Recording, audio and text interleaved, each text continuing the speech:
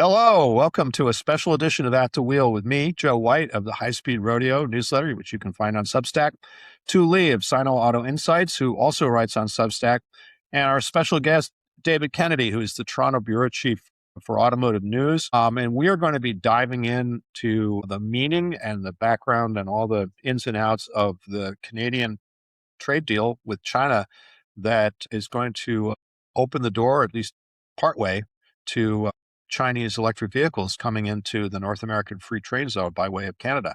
David, welcome. Thank you for your time. Yeah, thanks for having me. Welcome, David. David, why don't we just let you set the table here? Talk about this deal that Prime Minister Mark Carney and Xi Jinping and their respective trade negotiators have put together. I know that it involves more than electric vehicles, but you'll bring us to that, and then we're going to talk about the potential impact on the auto market. But sort of sketch this out and what's the background here? Let me do this, David. Give yourself 30 seconds, introduce yourself, your background, how long you've been a journalist, things like that for our audience. Yeah, sure. So I've been at Automotive News 4.5 years or so. We've been covering up here in Canada, covering the automotive market. I've kind of kicked around journalism for a while, always writing on the business side of things. So I cover manufacturing before, infrastructure, construction, all that kind of stuff, along with, finance and all the other areas you end up writing about. But yeah, automotive has been the focus for the past 4 or 5 years. And it's an interesting time to be writing about automotive, that's for sure. It always is. Too much of everyone, I wouldn't think.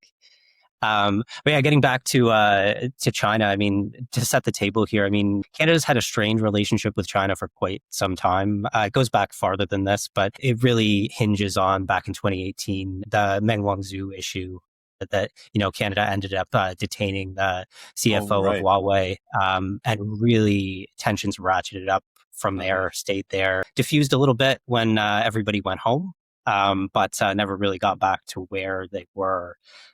So this really signals a pretty big change with China. And obviously, what we saw back in 2014 when the US imposed tariffs on Chinese EVs, Canada did the same. Basically that was done in lockstep. It was done within a few weeks of one another. And, Canada's tariffs were the same. It was, we have up here in Canada, it's the most favored nations rate is 6.1% tariff. And we slapped an extra 100% on that on Chinese EV imports into Canada. So it became 106.1%. That obviously, as we've been talking about as of last week, gets lowered back to 6.1% on just 49,000 coming in from China annually. And kind of in exchange for that, Canada has taken some pressure off of its agricultural industries. In retaliation for the EV tariffs back in 2024, China had slapped tariffs on canola and a few other products that are, big drivers of the Canadian economy out west. Mm-hmm. And the one thing that we all know is that China has a way of leveraging wedge issues, particularly within Canada. It's a big country. There's different interests across the country, and agriculture is big out west. Manufacturing is big in Ontario, and there's some, others around. But this was a very big wedge issue for Canadians. So that's why I think the Carney government decided that, it needed some resolution here to try to normalize relations. The context. There's more. So that's great. And I'd forgotten about the Huawei executive's arrest. And you're absolutely right. That it's a big deal. Was a big deal. There's more context here that I want you to kind of explore specifically around cars, because Carney did this after a full year of Donald Trump, saying, actually, including a week or so ago, saying we don't need Canadian cars, pressuring U.S. companies to pull operations out of Canada. I think some Canadian auto plants have actually lost product, right, or lost their. So talk about that context, because it seems like it was just very intentional on the part of the Carney government to make this deal around cars. Yeah, let me hammer this home, because I believe there wasn't a Canadian Prime Minister who had traveled to China since 2017, correct? Yeah. So, strange, to hammer that home. Yeah. And about the American context, of course, we all know very well what's been going on over the last year with auto tariffs in North America and the sort of worsening relationship between Canada and the US when it comes to trade. And yeah, Joe, you're right.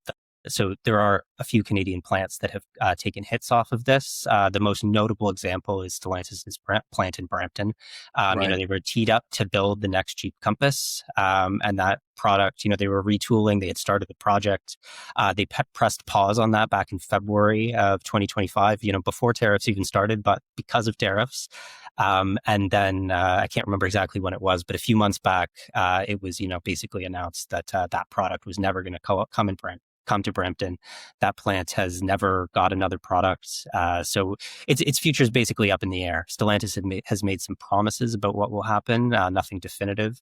They say it's not closing, but it hasn't come back. And then the other big notable change that we've seen so far is GM's going to pull a shift from the Oshawa assembly plant just east of Toronto at the end of the month, unless something changes. There was one change previously, so we could see another. But yeah, I mean, that's the issue here. And I think that's part of the reason we've seen Carney look to China. It's because, as the Prime Minister himself said, the US is no longer a reliable partner to Canada. The thing about the USMCA is that, as we all know in auto, parts are still moving across the border, but vehicles are tariffed. And I think it's lost somewhere along the lines of communication that it's a flagrant violation of NAFTA or USMCA that vehicles are being tariffed, particularly in the context of Canada. Yeah. Here's a side letter to the USMCA that says Canada can bring in 2.6 million vehicles tariff-free, regardless of Section 232 tariffs, which is exactly the lever that Trump leaned on to apply these tariffs to Canada. It's like the violation could not be more black and white. So up here in Canada, I think there's a recognition that, things need to change. There's one other thing. Let me put some context into this. Yeah, why don't you jump in? In 2024, we don't have complete 2025 data yet, so I'm going to use 2024. And David, you check me on this. About 1.85 million units sold in Canada, about 300,000 units from GM, 275 from Ford. Stellantis is a little bit further down. GM had almost 16% share. F-150 is a big seller, 100 and something thousand units in Canada. So the importance of the Canadian market to the U.S. automakers cannot be lost here. And so when they said that they were going to be moving production or not reinvesting or whatever, right? Effectively closing plants, taking capacity out, moving it to the United States. Symbolically, if I was Canadian, I would be less apt to buy an American car now, okay? And it creates, 49,000 is not a lot.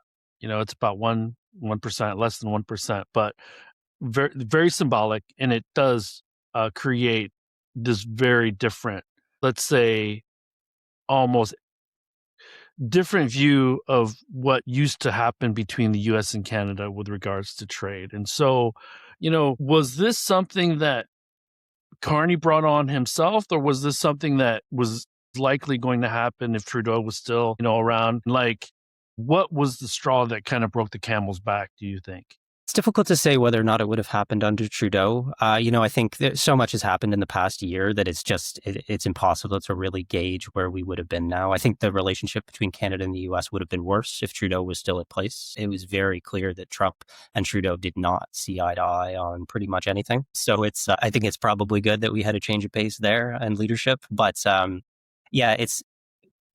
think there was a lot coming up to this. And it wasn't one thing, but it is that continual strain that the auto tariffs it's just so flagrant a violation. Steel and aluminum tariffs are a violation, and it's just there's this. It just continual, and it's a lack of recognition that you are breaking the rules. And I think it's just one of those things that eventually something's got to give. And I do think probably getting a little ahead of the conversation here, but it maybe signals a little bit about what Carney thinks might happen with USMCA negotiations as well. Well, yeah, and he, again, we were talking about how he's a sophisticated guy. You don't actually have to be that sophisticated to hear Donald Trump say Canada's irrelevant to me, the USMCA, which, by the way, let's not forget, He and his people negotiated that in his first term. That is his deal. He signed it. He no made a one big mentions deal. that. No one mentions that. I like to remind people that he is repudiating a deal that he himself oversaw, signed off on. It was a beautiful deal. 5 years ago. Beautiful deal. It was a beautiful deal. Best deal he ever signed, ever best created. Deal, whatever. Okay. Believe me, we remember that up here. No, I'll bet. David, let me ask you this. So, and there's a lot to unpack here for sure. But when I was scanning headlines about this, when I was writing my latest newsletter, went out Tuesday morning. One of the things I came across, and I don't remember who this was. I'm not sure it was Carney. I think it was maybe another government minister or MP. I'm not sure. But somebody was saying, look, what we really want is for Chinese companies to invest in Canada, build in Canada, bring Chinese technology to Canada. So first of all, is that what you were hearing? And once we kind of, the Chinese technology in Canada is where I want you to jump in on that, because that's where that could be a real flashpoint. Well, let's get the facts straight first, David. What are the facts? Yeah. So that's transparently true. I mean, it's in the official government line essentially on this, that the intention is to bring Chinese technology, automotive technology, to Canada with quote trusted partners. So who that trusted partner is open to interpretation, but whether or not that's Magna, perhaps.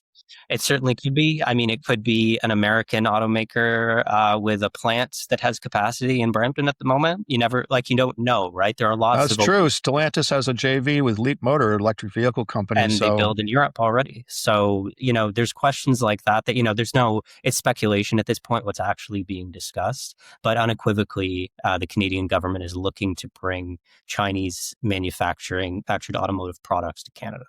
And technology. Now, David, are there a lot of brownfields where they could quickly be converted, or would it be, a longer term 3, 5, 7 year kind of thing before you actually saw a Chinese vehicle through a JV being built in Canada? Well, there's a couple opportunities. Brampton is the most glaring one at the moment, but there is another plant, GM's Cami plant, which is, a relatively modern facility, or I should say a very modern facility. It was just retooled to build the bright drop vans, which went by the wayside at the end of last year. It just wasn't selling. So as much as I didn't mention that earlier, simply because the product wasn't selling, it's hard to say that GM pulled that product from Canada for tariff reasons. It was probably more of a market play decision. But at the same time, that plant is currently a serendipitous kind of you could say that. But it's hard to criticize them too heavily on the fact that they were, selling a couple thousand vans a month. It's hard to make a viable plan. But I would say, and I'm channeling some people that I heard talking about this at the Detroit Auto Show, including Michael Robinette of S&P, and that is that, if the USMCA was not up in the air, I mean, in other words, if the trade relationship between the U.S. and Canada was stable, quite possibly GM and Stellantis would have said, okay, fine, we're going to move this product back to the United States, or we're going to kill this product in the case of GM. We've got an investment plan, et cetera, et cetera, et cetera. You're not hearing that, right? And I think partly that's because they don't know what the rules are going to be. They don't know what the economics are going to be. So, yeah. Yeah, and just the optics of it. It makes, especially the Detroit automakers at the moment are duck and cover a little bit, I guess I would say, when it comes to Trump. You don't want to put a target on your back, and investing any amount of money into Canada at the moment doesn't necessarily look good. Now, let me ask you, if I'm a Chinese automaker and I have capacity in Europe that I've just stood up, could I ship it to Canada, and would that count as against the 49,000, or would that be under kind of a totally different policy? It should apply to a different policy, at least to my understanding now. We can get to homologation and all those other issues because that would become part of a problem if you're shipping vehicle specs for Europe to Canada. Yeah, it's basically the way it's worded, and the details are still to be ironed out. We haven't seen any official documents on this kind of stuff yet. It's still early days, but all of basically everything indicates that 49,000 vehicles coming directly from China, not Chinese automakers, like from China itself. So I really want you to take the lead on this, but the thing about technology, talk about that, because you mentioned it earlier that in the United States, this appears to be a really bipartisan. I don't know if it's a consensus, but certainly you hear both parties people from both parties saying, we don't want Chinese technology, in the United States. Talk about that. And then, I'm interested to hear the two of you talk about that, because here's Canada, which at least nominally still has a trade agreement with the United States that nominally offers open access. What do you think the over-under on all that is? Bringing the Chinese smart vehicle technologies to North America through this channel. So the Biden administration on its way out had put in two policies, a framework for connected hardware and software associated with Chinese companies, and restrict them from being a part of any vehicles in the U.S. that are on U.S. public roads. Okay, so I'm trying to be very careful and deliberate with how I explain it. So that did not preclude Chinese cars, if they were compliant, imported into the United States, but the 100% tariff kind of eliminates that. Okay, so it's very clear now, getting down to the 5,000 foot level. If I'm reading this as a risk management person at an OEM, I'm looking at it like my bill of materials. It can't be layer one at the tier one layer. It has to be tier 3, tier 4, tier 5. Making sure that none of the firmware is even Chinese, because that creates risk for my bill of materials and my supply chain. So is Canada looking at also, does it have an existing, let's say, position on, because let me take a step back.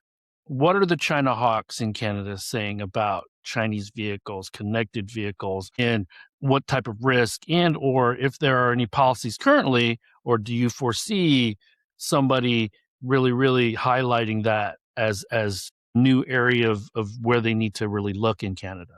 Yeah, well, unquestionably, it's come up. And you mentioned the Biden administration putting in those rules. At the exact same time, Canada there was no formal rules so far as I remember, but there was sort of a commitment to build a framework similar to what the U.S. had put in place. And, that back 4 years ago, that wasn't unusual to see Canada move in lockstep with the U.S. on those kind of regulations. That's why this is such a departure from what we've seen. But at the same time, fast forward to today, there's absolutely concern about privacy, about cybersecurity, about all of those issues. That's cropped up over the last week as we've been sort of digesting this China deal. The Carney government clearly seems relatively unconcerned about it. There's been no official position on exactly, where the data is going to be hosted and all those sort of details yet, because it's just too early days, I think, for that. But at the same time, the China hawks in the country, that would certainly is one of the talking points that they're latching on to, raising concerns about those issues, and kind of how we're going to navigate it remains to be seen. So how quickly? To me, well, go ahead. I'm sorry. Go ahead. So this is the perfect time to be discussing this. It's a significant market, 1.85 million units. So China would love to enter this market. So in doing so, Canada now has some leverage before this 49,000 unit quota becomes real and on Canadian roads. And to me, with U.S. politicians, if there's valid concerns in the policies that the Biden administration put in place aren't significant enough, then let's articulate what needs to be done in the current politicians and administration, right? Like, to me, if you're just arguing there are national security concerns, let's articulate what those are, and let's address them in a policy, because otherwise it's like a straw man argument. I'm just scared. I'm scared. I don't know what to do about it, but I'm scared. So in Canada, with the rubber meeting the road within the next probably 8 to 10 months, that probably needs to be addressed sooner rather than later. So I'm looking forward to seeing how the Carney administration addresses this. Yeah, well, and the U.S. is going to have to address it too. I agree with you that Canada is going to have to do it. It's unclear right now anyway what kind of vehicles we're going to be getting. Prior to any of these tariffs, it was Tesla that was shipping Chinese vehicles into Canada. Yeah, that was a point I was going to make. It seems like the Chinese automaker most ready to jump on this opportunity is Tesla. Yeah. Yeah, And, it is. It yeah, unquestionably would be. Volvo. They have switched. They have or Volvo. switched their sourcing, so they're bringing in the Model Y from Germany to Canada to avoid Canadian counter tariffs on U.S. built vehicles. So they're monkeying with that. We could see the Model 3 come back from China, but yeah, Volvo, Polestar, we're each bringing relatively small quantities in. So there's still questions to be answered on who's going to get these quotas, who's going to assign the quotas. You assume it's China, but it's unclear, at least from our vantage point. And yeah, we'll kind of see. But the thing is, as much as Canada needs to decide on its own policy, the US is going to need to decide on some sort of security policy as well. Are we going to see Chinese vehicles legal on the road in Canada that get stopped at the border? Is it going to be another thing for a border guard to check if you've got a BYD, if you've got a Cherry, like you can't enter the country? Is that going to become a thing? Because, the thousands of vehicles that enter the US from Canada every day, it's going to become pretty tough to police pretty quickly. Many of them through Michigan. Exactly. Yeah. Yeah. And probably a lot of them driven by automotive executives and managers who buy these things, for whatever reason, right? Right. But I mean, and I guess it sounds like the answer to the question, have any of the purely Chinese manufacturers, BYD, Xiaomi, any of those brands, have they said, oh yeah, this is great, we're going to start shipping tomorrow? I mean, I'm not aware that they have, but has that happened yet? We haven't seen anyone come out publicly like that, with the exception of Lotus, which is Geely associated with Volvo and Polestar. Lotus seemed to be eager to get a piece of the action. They're the one that has come out publicly and said it. But one thing to note about BYD in particular is that back in 2024, just before the tariffs were imposed by Ottawa, we knew BYD had begun looking at the Canadian market. They had started conversations with the federal government, and we talked to dealers at the time who were having conversations with BYD about setting up distribution networks in Canada. And as far as I know, those talks were advanced enough to, it would have happened relatively imminently. I don't know exactly the stage they got, if there was any pen to paper at that point, but I know we were close. And the reality is that BYD probably has some of the footwork or groundwork laid already. Open question on homologation and other issues, but it would not be a surprise if BYD weren't too far behind. Yeah. If I may, gentlemen, I might categorize it this way, because the moment Carney said this on Friday, the Tesla stands flooded social media. This is a huge win for Tesla, huge win. First of all, it's 49,000 units. Tesla is shrinking sales. 49,000 units might help for a month, and it's not going to really help them, from an overall sales standpoint. But they do have the network there. And then if we look at the first tier of companies, and David, to your point, in Shanghai last year, I met 2 different Canadian automotive dealership groups walking around kicking the tires on Chinese cars. So the dealership groups are very, very open. It's really important to remember that the legacy automakers, they're not growing in any significant way in any major market. And so these dealership groups see an opportunity for growing and building upon the Chinese brands in Canada. And this accelerates that, obviously. But the first level is going to be Tesla, obviously, who already has existing facilities in Canada, the Volvos of the world, the Polestars, as you had mentioned, Lolestar. So let's use Geely as the umbrella for all those brands. Okay, so Tesla, Geely, BYD, because they're moved so fast and they're in 100 countries already. So inking deals in Canada would probably be pretty easy for BYD, and they have some big boats. Yeah, they have a lot of boats. China. Oh, and the other thing that I thought, 1,000 units at a time. So yeah, the other thing, they could fill that quota pretty quickly. I mean, there's a couple of things, David, that I want to run by you too. I mean, and you talked about dealers, and that's really important. So it seems like, I mean, again, so let's put aside Tesla, which doesn't really have dealers per se, and Volvo, which has been in the market forever. But it seems like if you're a BYD, and you don't have a North American distribution network, and you don't fully know from actual experience what it's like to run a North American distribution network and have relationships with North American dealers, this is great. This is like you're suddenly allowed to play AAA ball. No offense, but in a volume sense in Canada, right? You're not having to sell 5 million all at once. You're selling Canadian levels, but you're playing in a space that's essentially culturally and probably in terms of commercial relationships, essentially a proxy for the United States. This is great for them, right? It's a learning ground. Yeah, unquestionably. It would be a great spot to set up and see how things go, see what works, see what doesn't, see how quickly volumes could grow, where the market would absorb things, if it's rural or urban. Yeah, I mean, unquestionably, if you're a Chinese automaker, I can't imagine you would not be interested, at least in shipping vehicles over here. Yeah. So can we look at the demand side now? The Canadian consumer, I'm going to pull out a broad brush, so you help me kind of discern the pro to the con, and then also looking at it from the standpoint of MSRP, right? In the United States, MSRP is going the wrong way. It's $50,000. US to take a quote from my friend Joe, it's becoming a rich person's product. So what do the Canadian consumers think of a Chinese vehicle generally? Is it a reasonably positive in certain places, provinces, they're not very friendly to Chinese cars? Or can you talk a little bit about how you think the reception is going to be for these Chinese brands?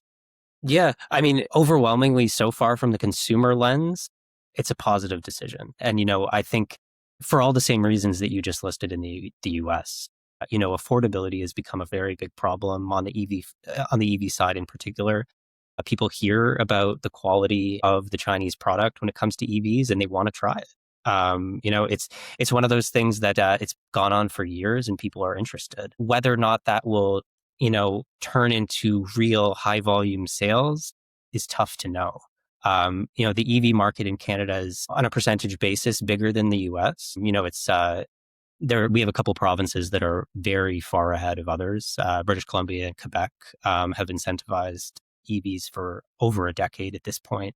Okay. Those incentives are being dialed back. So that's another question mark on what's going to happen in terms of EV uptake. Essentially last year, most of the programs were dialed back. The federal program ran out of money entirely up here. So there's no incentive in quite a number of provinces, lower incentives in others. So that, basically walloped ZEV penetration. It was cut in half throughout the year. And it did show some signs of recovery by the end of the year. We don't have full data yet, but it is showing that, things may bounce back. But what capacity there is to buy these vehicles and what people will want them is really, we're going to see, because it's in at least a few provinces and urban centers, I would say the answer is yes, they'll enthusiastically adopt them. In others, there's some serious problems with EV adoption. You think of a province like Alberta that typically you drive long distances, it's the oil capital of Canada. Adoption's probably not going to go up that quickly. No, I mean, Alberta is like North Dakota minus the people. And no, that makes total sense to me. I mean, and is that kind of like the United States, the West Coast, the urban centers in the West Coast and the Eastern urban centers, culturally, just in terms of the use case, right? As you say, you're not driving across 50 miles of prairie to go get a beer. That makes total sense to me. But even so, those are potentially significant markets, right? I mean, it's not like nobody lives in Vancouver. Plenty of people live in Vancouver, and I think there are markets, honestly, that the U.S. companies, Tesla and the Detroit Three, and for that matter, the European companies. I think those are all markets that they would love to sell their EVs. And you also other have vehicles. to take into account just how much Canadian consumers have been irked by this whole U.S. trade issue. And U.S. aggression essentially against Canada. People who used to buy an F-150 might not be quite as willing to do so anymore. And we're seeing that reflected in the numbers already. U.S. share of the market is going down, and it's unlikely to really recover, at least in the short term that I can see. So as openness to China grows, that alignedness to the U.S. is going in the wrong direction for U.S. automakers. Yeah. Well, it's not going to help. I was just reading today that apparently someone on the White House staff or someone, posted on Trump's social media or some social media, the map of Canada with the American flag. I mean, that kind of stuff, as you say, people respond to that sort of thing. And so, yeah, that's a challenge. That might be a challenge for Tesla. I mean, it was last year. Tesla numbers, is that right? Aside from the incentives and tariffs and whatnot, which did hit them hard, Tesla sales in Canada were down 66% last year. Oh my goodness. Okay. And that's well outpaces the market. And, there are other factors, but, by no small measure was Elon Musk tweeting that Canada is not a real country. Didn't help. Yeah, so, not great. Go ahead. With regards to Tesla, first and foremost, they have a product problem. It's a 5 and a 7-year-old car. Okay. Hyundai has caught up a little bit, and some of these other companies, Toyota with the PHEVs, so the Tesla and the Model 3 and the Model Y just aren't as competitive as they were 3 or 4 years ago. And that's going to be exacerbated by the fact that there are now Chinese cars going to be imported alongside the Tesla Model 3 and Model Y. And, we can say they're going to ship from Shanghai, but they have an overcapacity issue right now. And Joe and I talked about it in a previous episode. But the other thing, too, is that I see Chinese companies having almost like a 3-year window, meaning the duration of Trump's current term, in order to fill this void. Because, David, to your point, if the U.S. automakers still continue to not be resonating with Canadian consumers because of all these different reasons, that's a huge opportunity. But then I looked at the fine print on the Canadian trade deal. It's 49,000 units going up to 70 within 5 years. So it doesn't significantly grow, which incentivizes the Chinese to come sooner rather than later in order to build that foundation. Do you see opportunities for Chinese battery companies, other types of components to really enter Canada while the iron is hot? Because the landscape for Canadian automotive could change completely within the next 4 or 5 years, if so. Yeah. I think it all depends on risk appetite, really, because that's the thing. The reality of the Canadian market is that often, particularly when it comes to automotive, if you're talking about building an assembly plant, you need to set it up with some idea of supplying the US. Canada is a pretty big market, but we're not that big. You can't supply just Canada and have an assembly plant in Canada. That's the reality that, pretty much everyone will acknowledge. And, it probably applies the same way to componentry, that it's difficult to supply just the Canadian market. Maybe if you have a few dedicated customers, you could make it work, and many do. But, it's going to be risk appetite. What company is willing to come plant a flag here with the opportunity that the Canada and the US iron things out, or the hope that the US and Canada iron things out? Because if, one or more do, it's rolling the dice on whether or not the trading relationship between Canada and the US can normalize again, but they'll have a huge head start if it does, because, there may not be the opportunity otherwise. Yeah, no, I mean, and you're right. That's what you make a good point about risk appetite. I guess if I ran Magna, and it's probably a good thing for their shareholders that I don't, but if I ran Magna, I would be putting up the, give us a call message, because, they do contract manufacturing. To your point about the lack of a scalable, or an at scale volume. Well, Magna knows how to do low volume manufacturing. And I'm sure other Canadian auto suppliers who have different capabilities probably are thinking, how could we help here? But it's an interesting opportunity. I guess this may be the realm of speculation, but maybe there's some things to know. And this goes back to the point that we were talking about earlier about the sort of the U.S. hostility toward Chinese vehicles and Chinese technology. I wonder how this is going to affect the USMCA talks that are coming up, because if all of a sudden you have sort of Trojan horse of Chinese vehicles being established or built in Canada, now what happens? As you said, I mean, does the United States say, well, yeah, we'll have open trade, or we'll have some sort of trade deal, but you can't let any of those Chinese cars in? Is there any discussion of the potential impact on the relationship heading into these USMCA talks, or is it just like, the heck with it? We just got to move on? I don't know. I'm just curious how that's I think it's early days. Yeah. So, I mean, it's all going to come out. I have absolutely no doubt on that. But yeah, I mean, there's unquestionable ramifications for the USMCA here if it all goes according to plan. Because, that's why I said earlier on that I think, you have to wonder what Carney's play is here, that, maybe he thinks the USMCA is going by the wayside. Because if it weren't, then this is going to create all kinds of problems for it. But it could also just be a lever for Canada as well. Canada has plenty of leverage in these talks, but the US is a far bigger country. We rely on trade with the US more than it does with Canada.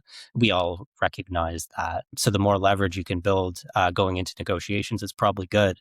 And if this is one more arrow in the quiver for Carney going into those talks to make things work, to make things go back to the way they were, you can't fault him for trying. But at the same time, all his messaging, what we heard in Davos yesterday, indicates that he doesn't think we're going back. Not anytime soon. Let me kind of riff off of that, because you'd mentioned leverage, and kind of, it seemed during his speech like, yes, there's no going back to the USMCA, and that creates complications for Canada and the United States. So we understand that. But I also believe, and I'd written about this in the newsletter, that Trump is probably going to try to bully the Chinese into investing in the United States as opposed to Canada or Mexico. And if I'm looking at this as a strategist in global diplomacy, the Chinese have us where we want them, right? We're going to be fighting over them to invest in either the U.S. or Mexico or Canada. Isn't that the weirdest thing? Number one. It is. I'll let you guys comment on that, but I also want to piggyback off of, do you think Carney will think shipping kits will be enough, or do you think full assembly needs to happen in Canada? So let's talk about this fighting over Chinese manufacturing, because that is the one thing nobody's really talked about, but it seems like that's what's actually happening now. It pays to be the technology leader, doesn't it? Yeah, it does. It does. And too, I think you're right. I think that's what could happen, because again, keeping up with Trump just on the auto business, forget about all the rest of it, is hard work. Because at the same time as you have Republicans here saying, no way, no how, we don't want those Chinese cars spying on us here. Here's Trump in Detroit saying, let them come. It'd be great. I'm all for it. So you're right. I think you're right that the spectacle here could be the BYD showing up and saying, who's got the best incentive, offer, who's got the lowest tax breaks, the cheapest utilities. Come on down, show us what you got. It does seem to put them in, or who's willing to bypass or overlook certain restrictive policies. Yeah. To make our landing much softer. Yeah. David, too. Sort of final thoughts here as we're kind of rounding toward, Well, let me ask you about the kits first, David, and then we'll go to final thoughts. Well, when it comes to kits, I think it's tough to say. Exactly what the Canadian government wants out of this is unclear. They've made it obvious that they want manufacturing, they want some technology, they want to be building things here. Whether or not, building cars out of kits would make the cut, or they want, a full assembly plant with a supply chain, is an open question. It's too hard to answer. But that said, we have the auto supply chain, and I think that certainly would be the aspiration, would be a full plant, and tons of feeder plants to support it. It would be the ideal situation. But whether or not they would settle for less, who knows? But one thing I'm pretty certain that the Chinese automakers are allergic to are unions, which would complicate things for them entering Canada. At least in the United States, Trump could offer the southern states up as an opportunity to have non-union factories. David, So Joe, let's start with you with what do you think so far? What do you think is coming up? Well, I think we've covered a lot of it, and David, I think you're right. It's a little early to kind of know exactly how things are going to play out. I'm going to be interested.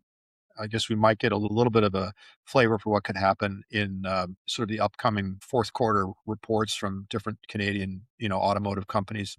And it'll be interesting to see at what point, say, someone at BYD says, okay, yes, we will take advantage of this, and we are going to, I think we want to see it play out. But look, I think it's absolutely an important development, and I'm not a welcome one. I think from the point of view of the Detroit Three, including Stellantis, the more or less the incumbents.